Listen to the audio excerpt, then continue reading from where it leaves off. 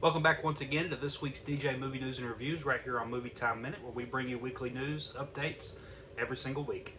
This is Season 1, Episode 3, and we got some big topics to cover, some new trailers that have come out, a few new movies that are in theaters right now. I did watch a throwback movie this week, and then a couple of really big news items as well. First, we've got 3 trailers I want to talk about today. Let's get started on those.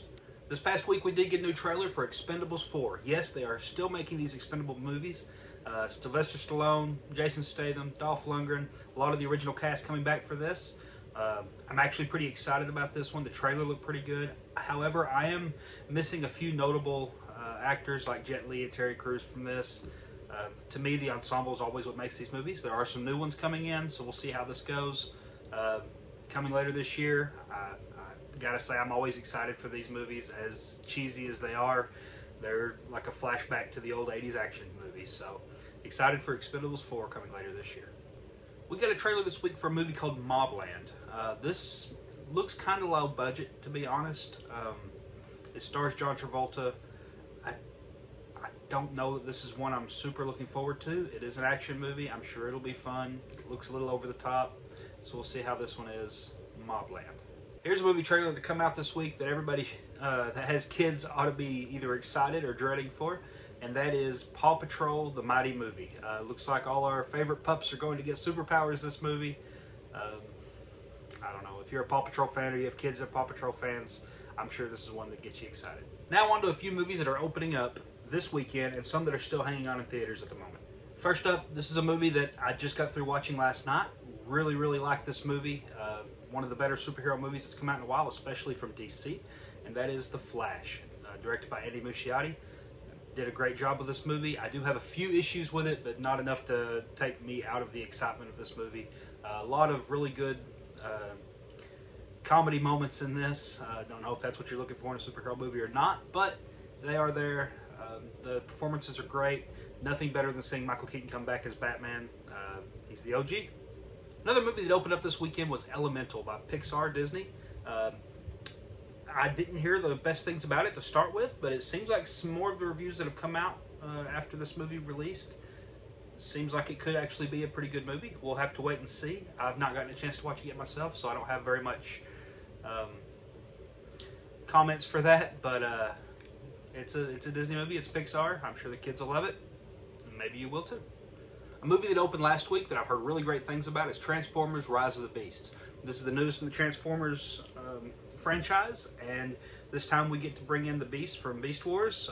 Optimus Prime looks to be a major player in this one, teaming up with Optimus Prime and the others. So if you're a Transformers fan, if you're a fan of big action, explosions, those type of things, this is the movie for you.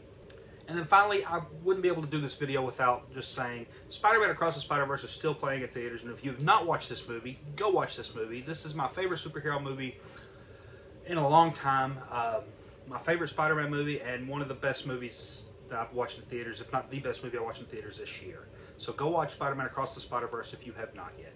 For the throwback movie of the week this week, my wife and I, in anticipation of the Flash movie, we sat down and watched the 1989 Batman movie with Michael Keaton.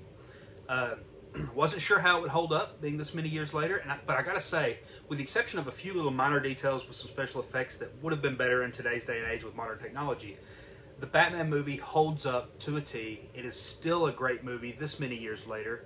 The Michael Keaton performance, but especially the Jack Nicholson performance as Joker, it is so over the top, different than the Jokers we've gotten in recent years, which have been great, but the Jack Nicholson Joker is very iconic for the things he does. You ever dance with the devil in a pale moonlight? Still one of my favorite phrases in all of movie history. So if you, for some reason, have never watched the old original Batman 1989, go back and watch this movie. Tim Burton directs it, and you can definitely tell the style. Really great movie. And here's some other news that's happening in the movie world today. First off, the writer's strike is still ongoing. We've not gotten over this yet. There are still projects being put on, postponed, delayed, those type of things happening right now, which is very unfortunate. However, I will say last week there was a deal for the writers or the directors in their negotiations to where we're not going to have a director's strike, which is great news. However, we still have to wait till the end of this month to see how things are going to go with SAG and the actors. because then we might get a strike from the actors as well. Still waiting for the writers' strike to be over and to reach an agreement, and we're waiting for an actors to reach an agreement so we can get back on track and get the movies made that we want to get made, TV shows, all those sorts of things that are kind of coming to a halt right now. So hopefully this will all get squared away soon.